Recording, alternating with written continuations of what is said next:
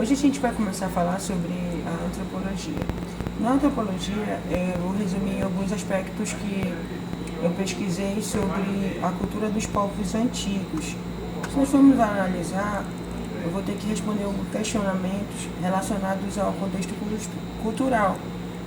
Por exemplo, quais são as principais normas e herança dos povos antigos? Dentre esses povos antigos, eu vou falar sobre os maias, vou falar sobre os astecas e vou falar sobre os incas.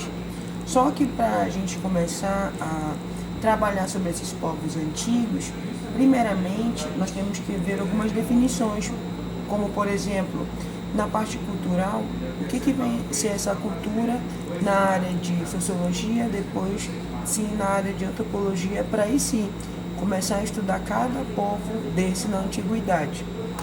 Primeiramente, eu coloquei aqui na introdução alguns termos que eles devem ser analisados. Por exemplo, a cultura como forma de resolver problemas do cotidiano dos povos antigos. No contexto, ele diz que ele vai trabalhar o padrão de comportamento, que no caso eu vou trabalhar esse padrão, os valores espirituais e materiais que são transmitidos para cada característica de uma sociedade, tá?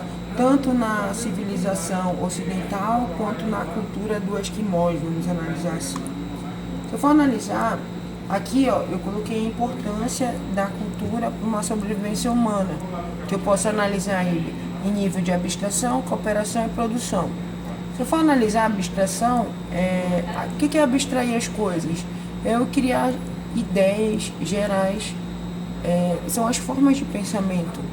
Cooperação refere-se à capacidade de criar uma vida social complexa, estabelecendo sempre normas que geralmente vão ser aceitas para fazer as coisas. E a produção, que envolve o que fazer e utilizar ferramentas técnicas que vão melhorar, no caso, conforme eu for aprimorando meus conhecimentos, eu vou melhorando essa minha habilidade em extrair o que queremos da natureza.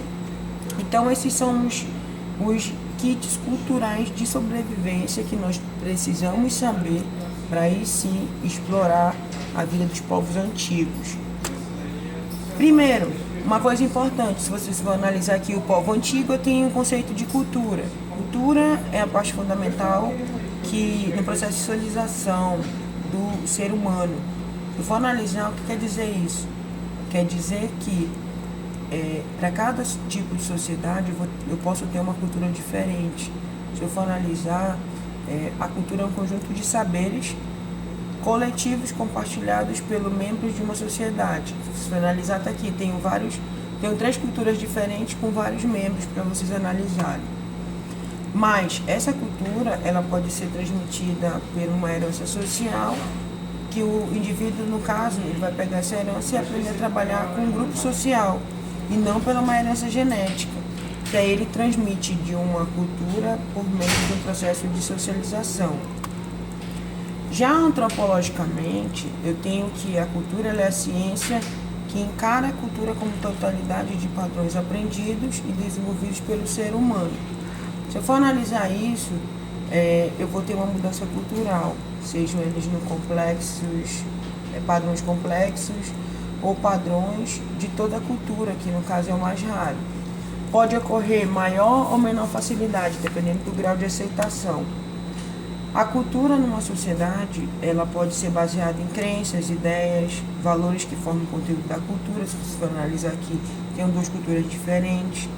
Tem uma cultura que eu posso trabalhar com cultura material, que são aspectos tangíveis, e eu tenho os símbolos ou a tecnologia que vão representar um determinado conteúdo de uma sociedade.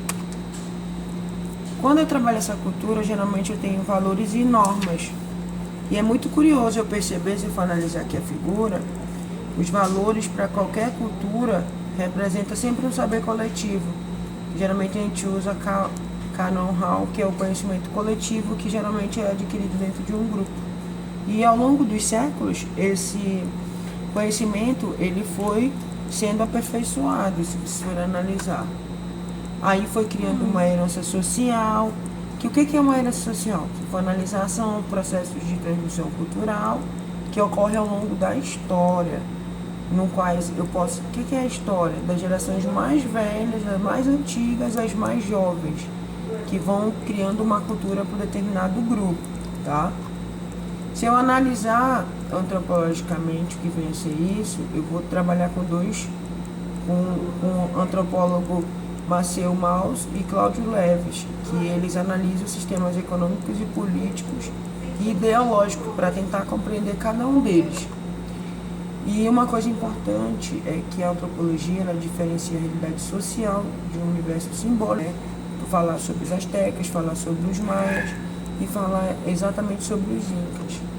Então, para isso eu preciso aprender o que significa a diversidade cultural, que não é apenas crença, ela simplesmente se transforma através de culturas, na verdade através do comportamento humano, que também é muito notável dentro dessas religiões, tá?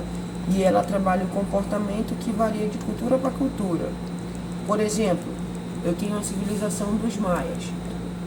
A civilização dos maias ela organiza-se como uma federação de cidades-estados e ela atingiu seu apogeu no século, se você for analisar aqui, no século IV.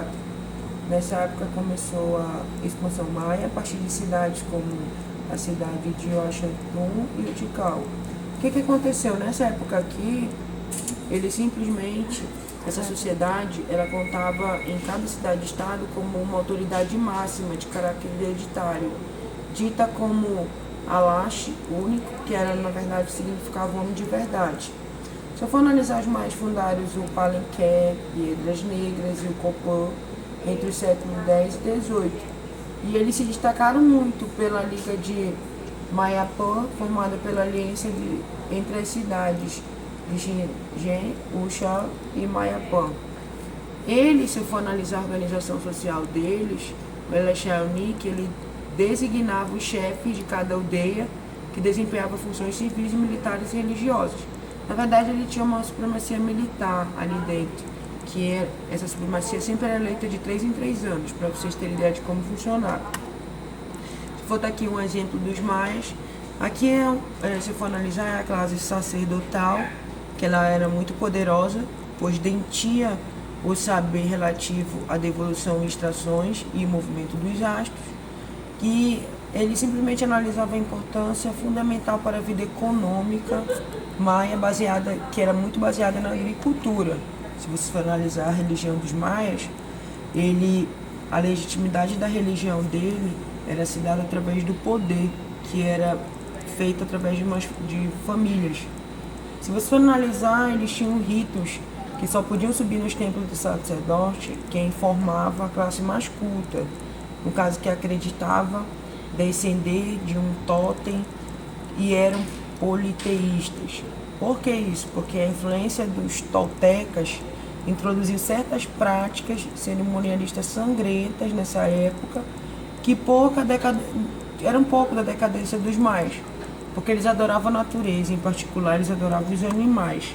A economia deles baseada na agricultura, principalmente no milho, praticada com a ajuda de irrigação, utilizando técnicas rudimentares, que contribuiu para a destruição de florestas tropicais na região onde eles habitavam, e também atividades comerciais cujas caças gozavam de grandes privilégios. Vou analisar aqui, aqui eu tenho, porque eles haviam uma certa autonomia política, se vocês forem analisar, porque era geralmente governado pelas famílias. Cultura do Maia, se for analisar a cultura deles, os conhecimentos da astronomia dos maias eram realmente avançados. E se eu for observar, eles eram bem equipados. A arte maia expressa, sobretudo na arquitetura e na escultura. Tinha monumentais de construção, tinha a torre do Palenqué, tinha observatório astronômico, tinha várias riquezas que eles faziam ficar elegante as culturas. Eles sempre utilizavam um conjunto de cores, onde esse conjunto de cores eles faziam as cenas geralmente religiosas e históricas. Destacam dentro dessa cultura também que eles realizavam representações teatrais, em que participavam homens e mulheres como todos. Na verdade, ele também podia prever o eclipse. Ele elaborava um calendário de 365 dias. Baseado nesse calendário, ele simplesmente fazia as atribuições para o desenvolvimento da astronomia, matemática, que era um elemento fundamental, daí terem acumulado conhecimento nessa época. Já o Inca, falar um pouquinho do Inca, ele se caracteriza pela nomenclatura e sobriedade. Suas cidades, eles eram verdadeiras fortalezas, construídas em grandes muralhas de pedra.